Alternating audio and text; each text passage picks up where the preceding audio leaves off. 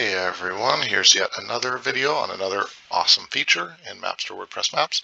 This one is an advanced filter that comes in the Pro version. It's like an addendum onto the category filter that comes in the free version and allows you to add like a ton more stuff. So we're going to go over a couple of the options. So I have it here. This side is the filter. I just have two lines just to make an example of this stuff, but we're going to go over the different ways you can set this all up. So there's a ton of options here. This is my map for it. So I've enabled my category filter. I've just have it as a switch display, so there's switches instead of checkboxes. Then I turned on advanced options, and this is the ones that come in Pro.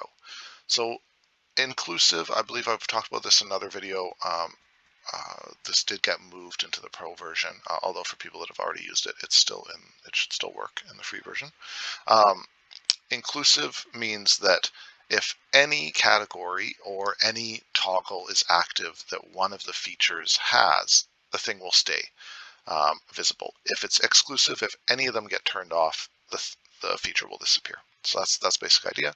Independent children is what it sounds like. If you have child categories, in this particular map we don't, but we set it up so if there's a child category, it'll appear down the line. Normally, if you shut off the parent category, all the children will disappear, or if you shut off all the children, the parent will disappear. But if they're independent, only the specific one you shut off will directly impact what's visible. We also have initial visibility. Now, the part I really want to talk about, and the reason we're making a video, because it's complicated enough, is this additional filters stuff. Now, this is closely related to the pop-ups video, the dynamic pop-ups video that I have, that tells you how to add custom properties and advanced custom fields properties to a given feature, line, location, or polygon. You might want to watch that just to make sure you get a handle on adding that. There's different ways. You can do it through importing, you can do it through adding custom properties, as we call them, or advanced custom fields. It's a lot of terminology, so make sure you watch some of the videos just really to understand. Now, this one works a little bit different than the dynamic pop-ups, so that's why I wanted to go over it. So the features that I have here, they're both here. So this is the line that is obviously going that way, and here's the line that's going the other way. So if we scroll down, we got all this stuff, cool, blah, blah, blah, normal stuff. Now, under custom properties, we have one called name, and it says the thing too, that's the value. And under school name here, we have, it's called tester. And we have also activities, which is like a multi-select, and this is test 1 and test 2. Now, these are advanced custom fields. These are the custom properties we've just manually added.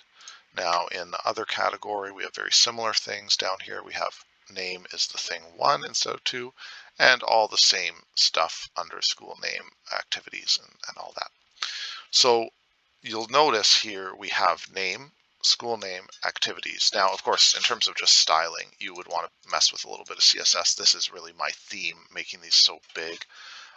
We've tried to just use some pretty normal CSS or HTML to just make this easy to style. So you'd be able to adjust this. But you can see all the various things that I've added here. Okay, so just as an example of how this works, I have the feature on inclusive. So that means everything has to be turned off for it to work. So if I turn off this category, nothing happens. Turn this off, nothing, nothing, nothing. Now this one will turn one of them off because one of them is the thing too. The other one is all of the rest of them. So when we turn the other one off, they all turn off. So now if we turn them on, both turn on. You get the idea. Anyway, you'd have to play around with this to really get your head fully wrapped around it. But the key thing here, again, is that we've created these additional filters. So by default, it's always the category, hence the category filter. But these other ones interact with it directly. So we've added name.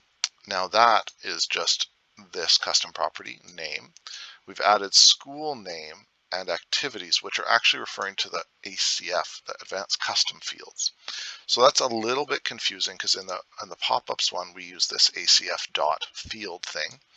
Here, it was just a bit easier to put the actual name of the field. Now, one issue that you could run into is this could conflict with one of the property names. So you shouldn't have the same field name as one of the property names.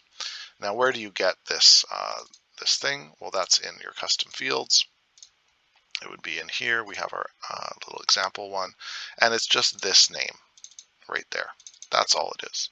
So I've just put basically, and what I've done here is I put the basically the reference, the slug, the key, the ID, whatever you want to call it, the thing that tells the system, oh, that's the property, a colon, and then the label for the property. So the label that I want to show on the map, because I don't want it to say school underscore name or undercase A activities. I want to make sure it says whatever I want. So it takes this part, and that's what this becomes. So make sure that each one is on its own line, and make sure they're separated by a colon. You don't have to have this space in between them, but it keeps it nice and organized. And that will pull it directly from your relevant features or your relevant fields that you've made and add them to the category. So this really makes a very, very advanced level of category control where you can have very complicated, many layered features with tons of data on them, and your users will be able to filter quite easily. Just as a little bonus on this one, we recently added this download data control, which allows users to download the whole data set from right away in the front of your map as a CSV, and it will interact. It has an option to interact with this category. So if the users turn off a bunch of categories, this download data will only download the features that are currently visible on the map. So if I did this, it would just download this one feature. So that's just kind of good to know that these can interact if you want. Okay, that's another video wrapped up, and hope this proves worthwhile to you. Thanks.